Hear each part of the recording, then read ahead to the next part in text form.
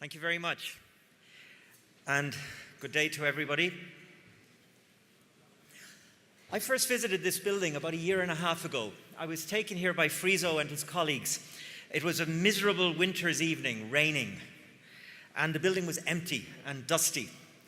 And they told me it was going to make the most astonishing venue for the Fundamental Rights Forum. I had my doubts, I'll admit that now, but I made an act of blind trust in my colleagues.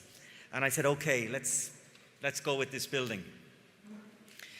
And then this morning, I went up there to the top floor, the third terrace or balcony or whatever it's called, and I looked down. And what I saw in front of me, more or less just as now, was a light-filled room with the sun beaming in, plenty of air, plenty of light, and literally dozens of meetings and groups and clusters and conversations across this hall. What was that for me? Well, in the first place, rather obviously, it was a vindication of my colleagues. They were right. It might have been an acoustically challenging venue, but nevertheless, it worked in terms of what we wanted to achieve. But I also saw it as a metaphor for this event and where we need next to go. It was a metaphor on many levels. In the first place, the nature of the conversations I observed said something. There were, as I said, literally dozens of clusters of people around the hall, representative of all the great energy of our societies and our states.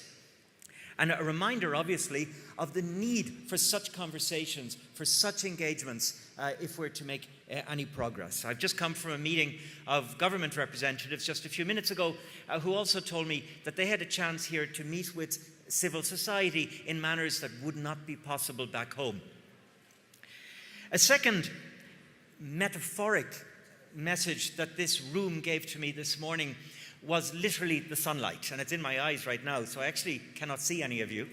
But this sun-filled room, so different to just about all the conference rooms so many of us spend half our lives in. And that, for me, of course, is the metaphor of hope. Somehow the airiness of this room, its modernity, its multifunctionality, and above all, the sun-filled space, gives us not just a hope for the future, but even a certain confidence. But enough of metaphor. Let me get down to the business in terms of overall impressions that we will carry away, that we will capture in the chair's statement and carry away. If you were to sum up my overall impression, it has two elements. In the first place, we encountered hard-headed realism throughout the 2.5 days, but always associated with a strong sense of direction. First, the hard-headed realism. Ivan Krastev this morning spoke to it, as did Emily O'Reilly yesterday. They spoke of fundamental, gravely worrying threats to democracy. Ivan even questioned the future of Europe as we understand it. Emily yesterday made reference to the 1930s. It doesn't matter how we describe the experience, we all agree that we're in trouble. Within the broader frame of democracy under threat, there was a complete agreement that the human rights system, the human rights infrastructure, the human rights, if I may put it, achievement is no less threatened.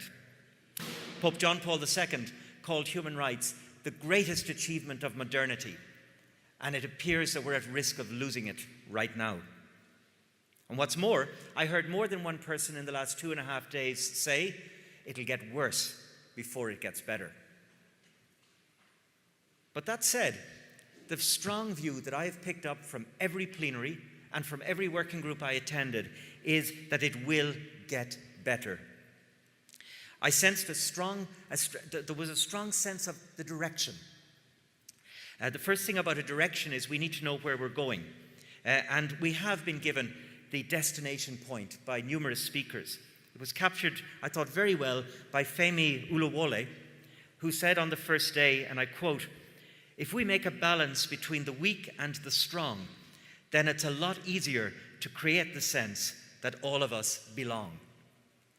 And so I think that's not a bad way of imaging where we want to go, a place where there's a balance between the weak and the strong. But how do we get there? Again, plenty of lessons from the last 2.5 days. The first one, rather counterintuitively, but I would say almost dominantly, certainly yesterday, was that we need to shut up and listen. Maybe we're making too much noise and we're not paying enough attention to the other. There are many listening moments that we need to have. Two stuck out in particular for me. The first one was we need to listen to those who are impacted negatively by human rights abuse. I would have, and in fact in the notes I prepared last night, I would have referred to victims. However, I listened to Aya Muhammad Abdullah this morning and I get the point. Too much talk of victims, not enough of just ordinary people who are impacted negatively by abusive human rights practices. But we must better listen to them, integrate their voice, their experience into our conversations and our responses. And then the second type of conversation that I was very struck by the extent to which, and there was an emphasis during these days, is that we need to listen better to what we would previously have described as adversaries, the other side, the bad side of the equation. Ali Khan really got the message home to us about how we have to just stop this binary division of good and bad, us and the adversary, and learn to listen. And as he showed us magnificently in his video the other day, when you stop and you talk to the person you perceive to be the other, the enemy, you discover actually that you've got rather a lot in common on which you can build something useful. And then having listened, that's something useful, the actions. Again, very many points emerged. But one point from this morning, which didn't maybe get as much attention as it should, because it's been flagged for us now for some time, and I think important that it be restated, which is that while we must always focus our actions on the most vulnerable, the most marginalized, the most at risk, we must not at the same time forget the general population. They also have human rights, and we must seek to ensure that their rights are respected and protected as well. Then there's the issue of having decided what we do, how we do it. Yesterday, one of the, I think, most popular plenary sessions of the forum was the morning we spent discussing how we can do a better job of communicating. Thomas Coombs put it very well when he said yesterday that we need to learn how to communicate with and not at people. And so therefore, in what we do, we have a big job ahead of us in terms of the message and how we frame, shape, and deliver the message. And then there's the business of who delivers the message, who acts. Again, as is already obvious, it is so evident from our meeting, so confirmed by the discussions over these days, that the actions are required from across our societies. No one element of our national, our regional, or our international societies can deliver the results alone. Yes, of course, governments remain critically important, but we cannot expect governments alone to deliver the respectful societies that you demand. There's the vital role of national human rights institutions and equality bodies, which must receive further investment from all of us. There's the imperative part played by civil society in all its breadth and all its diversity. And you know, even that was shaken up for me at this forum. There's a great bit in the video that was shown yesterday, the wrap-up video from day one. The last speaker, he's a YouTuber, he said about how he enjoyed the meeting because he got to meet with the traditional organizations like NGOs. So that's it. Those of you in NGOs, you're the past. You're the tradition. We're being left behind. And my point here is a facetious one. I'm being facetious. The point is an important one, which is that civil societies are a much richer, much more diverse thing than many of us tend to think when we think in our own heads of what are the categories. And by the way, it's the YouTubers, it's the social media people, it's NGOs, but of course also it's the business world, the faith communities, the non-faith motivated actors, and the arts, and so many others. It is at the regional level, the European Union in all its diversity, its institutions, its agencies, and of course it's the great intergovernmental organizations, the United Nations, the Council of Europe, with whom we have to have such an intimate partnership here in Europe, as indeed must we have such a partnership with the Organization for Security and Cooperation in Europe. Now, in terms of the precise actions, the what will we do after this forum, that's what the Chair's statement is all about. The Chair's statement is an effort by me to capture the spirit of the meeting and to echo back out there some of the headline action points.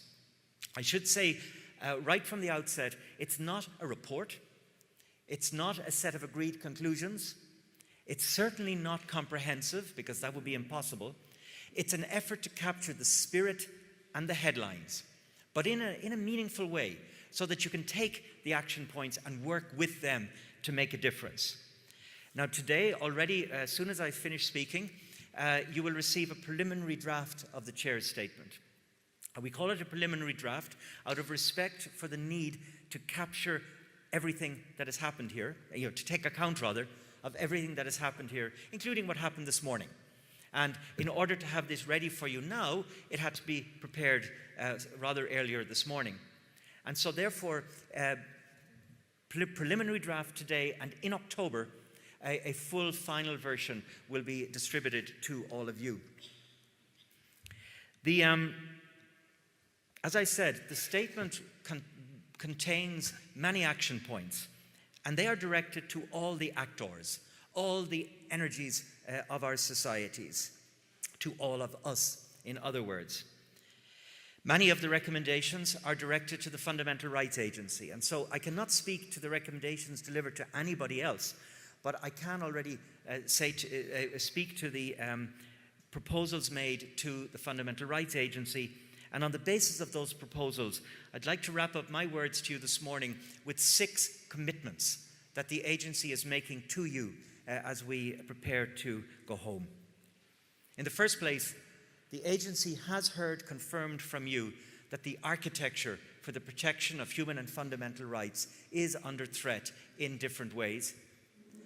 We are already concerned about that. That is why we did work this year and will continue to focus attention on the role of civil society within our communities. But we will look more broadly at the architecture, and in ways that are appropriate to us in our mandate and in our methods, we will continue to support you in protecting what we have built up. Secondly, a big part of this meeting has been the asymmetry of conversations, of unlikely alliances, of new coalitions.